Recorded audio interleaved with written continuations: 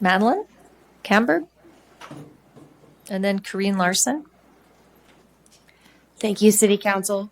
My name is Madeleine Kamberg Jennings, and I spoke to you 2 weeks ago about why you should put repealing U+2 on the ballot. I'm neither a Democrat nor a Republican. I'm an independent. I'm a wife. I'm a mother. I am a student of social work and political science at CSU. I'm here tonight because myself and community members and students of CSU have worked together to submit our intent to petition for the removal of U+2. I want to urge you to make this issue a priority, regardless of what community action may take place. There is distrust in the community, feelings that City Council protects the interest of a few wealthy property owners rather than that of the majority. I'd like you to show the community that that is simply not true. We're going to be watching your working session, and we urge you to bring forth your own ballot measure. It has become clear through community feedback that simply living in a home is not necessarily the issue, but certain bad behaviors.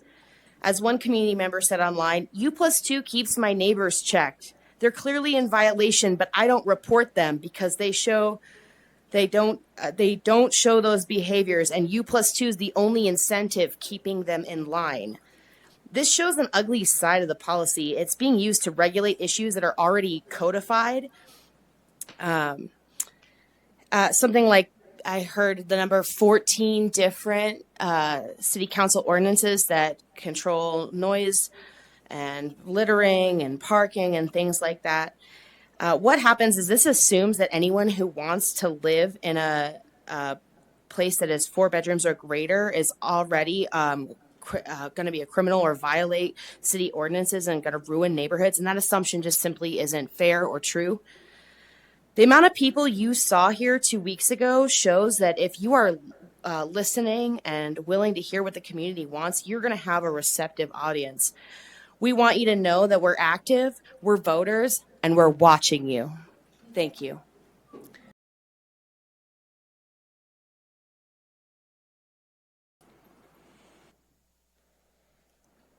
I heard someone say earlier that they hadn't heard from any tenants. I gave comment on this issue 2 weeks ago. Could you state your name again for us? I'm sorry. I'm Madeleine Kamberg Jennings, District 6. I spoke on another issue earlier, and they're interrelated.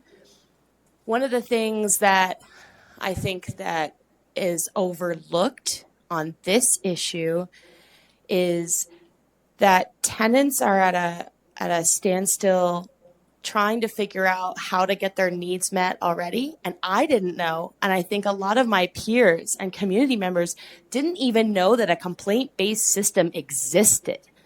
So those who spoke to education, I think that's a huge piece. If we have the time and resources to educate the community about U+2 when they sign a lease, we can certainly educate our community about what standards of living are acceptable and legal and what isn't.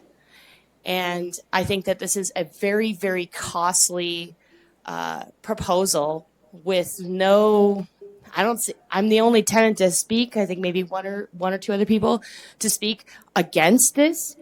And I love the idea that we're going to hold landlords accountable, but I don't see that from large landlords who have many units who differ. Every unit is different, and over 5 years, if only 10% is even looked at, things are going to get overlooked. And those are the landlords that we need to hold the most accountable, not the least. Not only is this not cost effective, I don't think it's going to bring about any real change. And when we have a system that nobody even knows about, why don't we put the money into expanding that and making it accessible? And while we're at it, while we're over here, us community members gathering signatures to repeal U+2, why don't we make that same system available and accessible so that people can make complaints about tenants who maybe, violate noise ordinances or have trash and parking issues, so that everyone in the community has all their needs met and heard at the city level, so that if a landlord isn't doing their job, they're held accountable. If a tenant isn't doing their job or violating city ordinances, that they're held accountable, so that everyone is heard. And if you have an extra $1.1 million, hey, there are organizations who are helping people get into housing or buy homes that could really use that money. Neighbor to Neighbor Among One, there are many organizations who really actually do the work to get people into homes that don't have the resources to do so on their own.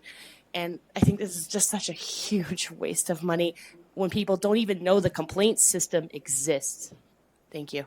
Thank you.